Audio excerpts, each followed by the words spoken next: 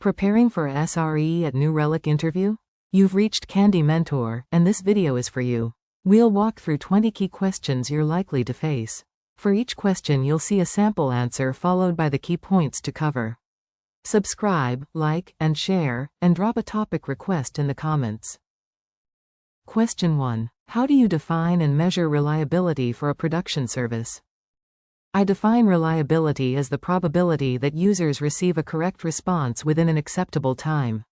I choose SLIs such as successful request rate, P95 latency, and data freshness, then set SLOs over a rolling window. An SLA may add contractual consequences, while an SLO guides engineering decisions. I validate metrics against real user journeys, not infrastructure health alone. At New Relic, Telemetry can expose these journeys and reveal where aggregate availability hides regional or endpoint-specific failures. While answering, explain SLIs, SLOs, SLAs, user-centered metrics, availability, latency, freshness, correctness, measurement windows, and why reliability must reflect actual customer experience. Question 2. What is an error budget, and how would you use it at New Relic? An error budget is the tolerated unreliability implied by an SLO. For a 99.9% monthly availability target, the budget is roughly 43 minutes. I track consumption and burn rate, then slow risky releases when the budget is exhausted while prioritizing reliability work. I would make the policy explicit, automate notifications, and review exceptions with product teams. The goal is balanced innovation, not punishment. Healthy budgets permit experimentation, while rapid depletion creates evidence for reducing change risk. Make sure to cover the relationship between SLOs and allowable failure, release decisions, risk balancing, burn rates, stakeholder communication, and avoiding error budgets as punishment. Question 3. How would you investigate a sudden increase in API latency? I first confirm whether latency affects all regions, endpoints, tenants, or only a percentile tail.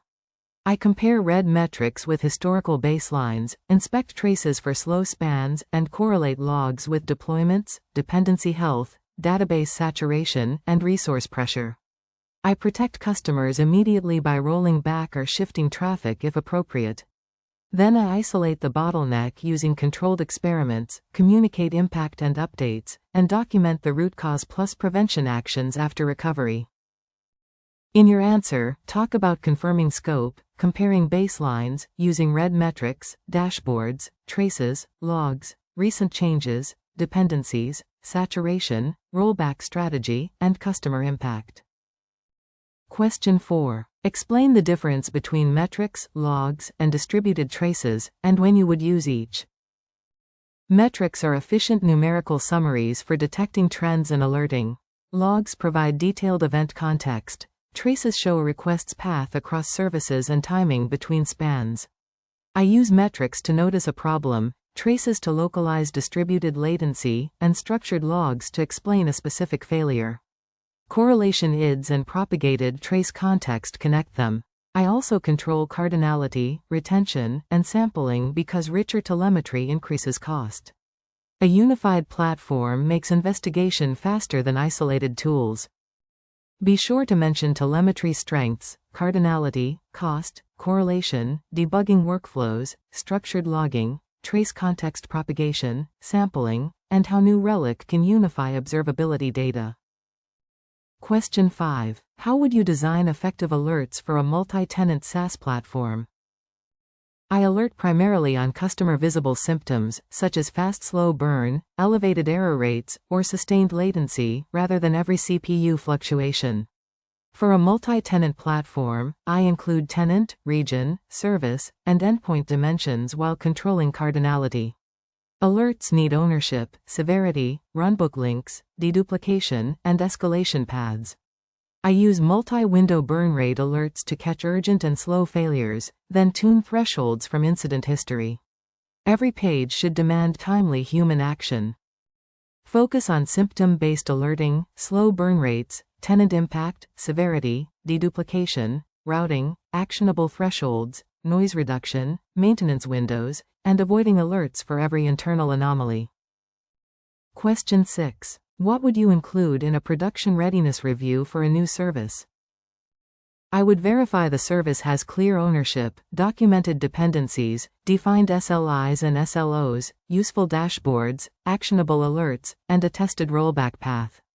I would review capacity assumptions, load tests, timeouts, retries, rate limits, data protection, backup recovery, and regional failure behavior.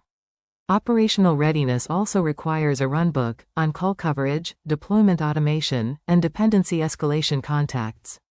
I prefer evidence over checkboxes, such as a game day demonstrating recovery within the intended objectives. Cover architecture, dependencies, SLOs, dashboards, alerts, capacity, failure modes, security, deployment rollback, backups, runbooks, ownership, testing, and evidence that operational requirements are met. Question 7. How do you conduct a blameless incident postmortem? I start with impact, duration, affected customers, detection quality, and a factual timeline. I interview responders and examine changes, alerts, dependencies, and decision points without assigning personal blame. Instead of stopping at the triggering mistake, I identify systemic contributors such as unsafe defaults, missing tests, or unclear ownership. Actions should have owners, deadlines, and measurable outcomes. I publish the review broadly, track completion, and use recurring patterns to improve engineering systems and incident response. Mention a precise timeline, impact, contributing factors, detection, response, 5 whys carefully, systemic causes, action ownership, deadlines, learning culture, and measurable follow-through. Question 8. How would you troubleshoot a distributed tracing gap in a microservices system? I first determine whether traces disappear at one service boundary, during asynchronous processing, or across an entire region. I inspect W3C trace context headers, instrumentation configuration, sampling rules, collector health, and SDK compatibility. Message queues require explicit context propagation because HTTP middleware cannot cover them automatically. I compare application logs using trace and span identifiers, then test with a known request. I also distinguish sampling from instrumentation failure before changing production settings or increasing telemetry volume. Discuss context propagation, instrumentation libraries, sampling, asynchronous boundaries, service maps, headers, collector health, version compatibility, and distinguishing missing data from failed requests. Question 9. What is the difference between availability and durability, and how would you protect both? Availability measures whether a service can respond successfully when requested. Durability measures whether stored data survives failures. I improve availability with redundancy, health checks, failover, and capacity, while durability requires replication, durable storage, backups, and tested restoration. Replication alone is not enough because corruption can propagate, so I retain independent recovery points. I define RTO and RPO with stakeholders, test regional and restore scenarios, and document consistency trade-offs for each data path. Explain request accessibility versus data preservation, redundancy, replication, backups, recovery point objectives, recovery time objectives, consistency trade-offs, and restore testing. Question 10. How would you design a reliable deployment and rollback strategy? I build immutable artifacts, automate unit, integration, and smoke tests, then release progressively through canaries or small traffic percentages. Health signals should include error rate, latency, saturation, and business indicators, with an automated rollback threshold where practical. Feature flags decouple deployment from activation. Database changes require backward-compatible expand and contract steps because application rollback may not reverse schema changes. I keep deployment and rollback procedures observable, rehearsed, and simple enough for an on-call engineer. Cover immutable artifacts, automated testing, progressive delivery, canaries, feature flags, health signals, schema compatibility, rollback triggers, observability, and separating code rollback from data rollback. Question 11. How do you approach capacity planning for a rapidly growing observability platform? I forecast demand using request volume, event rates, payload sizes, retention, customer growth, and seasonal patterns. For observability, cardinality and trace sampling can change storage requirements dramatically, so I model them explicitly. I monitor ingestion lag, queue depth, CPU, memory, disk, and saturation, maintaining a tested headroom target. I add capacity before risk becomes urgent, validate forecasts with load tests, and define graceful degradation, such as adaptive sampling, before rejecting customer telemetry.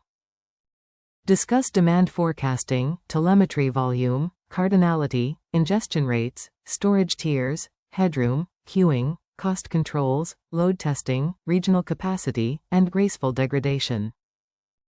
Question 12. What failure modes are common in retry and timeout design? Retries can amplify an outage by creating a retry storm, while missing timeouts can exhaust threads and connections. I use bounded deadlines, exponential backoff with jitter, limited attempts, and a retry budget.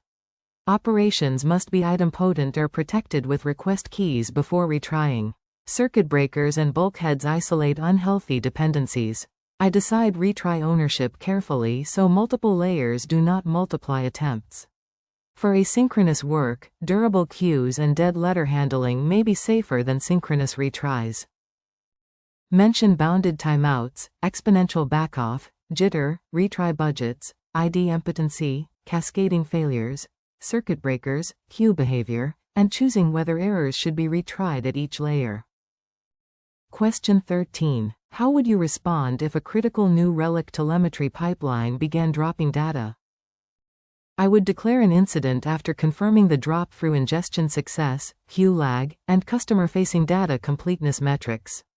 I would identify whether loss occurs at agents, gateways, collectors, processing, or storage, then check recent changes, capacity, quotas, and regional differences. Immediate actions might include rerouting traffic, increasing workers, reducing non-essential load, or enabling backpressure. I would communicate affected data types and time ranges, preserve evidence, validate recovery, and follow with prevention work. Focus on customer impact, ingestion and processing stages, queue backpressure, collector health, rate limits, regional scope, data loss classification, mitigation, communication, and recovery validation. Question 14. How do you use NRQL or an equivalent query language during incident response? I use queries to move from broad symptoms to a specific hypothesis. I begin with a short time window and compare it with a healthy baseline, then segment by service, endpoint, region, status, or tenant. Percentiles reveal tail latency better than averages, while counts and rates expose error volume. I avoid uncontrolled high cardinality facets and verify that query results represent the affected population. During an incident, saved queries and dashboards reduce repetitive investigation and improve handoffs. Include narrowing time windows, filtering dimensions, percentile functions, faceting carefully, comparing baselines, joining telemetry concepts, validating hypotheses, and avoiding misleading averages. Question 15. How would you use chaos engineering to improve service reliability? Chaos engineering tests a specific reliability hypothesis under controlled conditions. I define steady-state indicators, inject one failure such as dependency latency or instance loss, limit the blast radius, and establish abort conditions before starting. I run experiments first in representative environments, then carefully in production where the risk is understood. Observability must show both customer impact and recovery behavior. The value is not breaking systems, it is discovering assumptions and turning weaknesses into prioritized improvements. Discuss hypotheses, steady-state metrics, controlled fault injection, blast radius, abort conditions, environments, dependency failures, experiment safety, observability, and converting findings into engineering actions. Question 16. How do you secure telemetry collected from customer environments? I treat telemetry as potentially sensitive because logs and attributes can contain credentials, identifiers, or business data. I minimize collection, redact or hash-sensitive fields, encrypt data in transit and at rest, and use short-lived credentials with least privilege. Tenant isolation must apply to ingestion, storage, queries, and administrative access.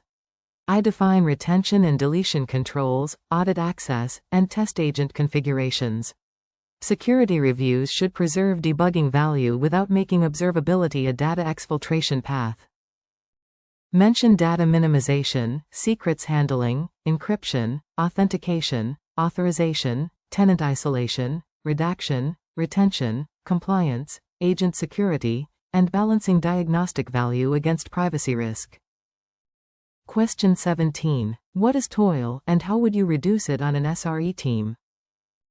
Toil is repetitive, manual, automatable operational work that scales with service demand and provides little lasting value. I measure it through tickets, pages, and engineer hours, then prioritize high-frequency or error-prone tasks. Examples include automated remediation, self-service access, deployment pipelines, and standardized dashboards. I first fix the underlying design when possible, rather than automating a bad process. Successful automation should reduce handling time and incident frequency while remaining observable and safely reversible. Explain repetitive manual work, operational burden, measurable time cost, automation, self-service, reliability risks, prioritization, and ensuring automation reduces incidents rather than hiding problems. Question 18. How would you handle disagreement with a development team about an SLO or reliability investment? I would begin with the customer journey and agree on what failure actually matters, rather than arguing from personal preferences. I would present SLE data, error budget consumption, incident impact, forecasted risk, and the cost of proposed mitigation. If uncertainty remains, I would suggest a time-boxed experiment with explicit success criteria. Product and engineering leaders can then make a transparent trade-off. I preserve trust by documenting the decision, ownership, review date, and consequences if reliability declines. Be sure to cover shared objectives, customer evidence, error budget data, cost, risk, negotiation, experiments, explicit ownership, and escalating decisions without damaging collaboration. Question 19. How would you design disaster recovery for a globally distributed service? I start with business-defined RTO and RPO, then map failure domains from instances through regions and external dependencies. Depending on consistency and cost, I might choose active-active or active-passive operation with replicated data and automated traffic management. Recovery needs tested DNS, credentials, configuration, quotas, and observability in the standby region. I rehearse regional evacuation, measure actual recovery against objectives, and address gaps. A disaster plan is credible only when engineers can execute it under pressure. Discuss failure domains, active-active or active-passive choices, replication, DNS or traffic management, RTO, RPO, dependency readiness, regional evacuation, runbooks, and regular recovery exercises. Question 20. Tell me about a serious incident you handled and what you learned. In one incident, a deployment caused elevated checkout latency and exhausted connection pools. I helped confirm the customer impact, paused the rollout, and coordinated a rollback while another engineer investigated dependency metrics. We restored normal performance within the target, then found an unsafe concurrency change. The postmortem added load tests, pool saturation alerts, and a canary guardrail. I emphasized facts rather than blame, and later verified that the actions reduced recurrence risk through a controlled deployment.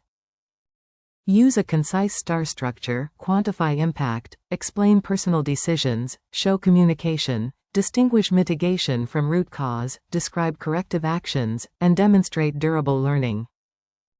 If you are still with us, congratulations. You are much ahead of the rest and serious about preparing for your interview.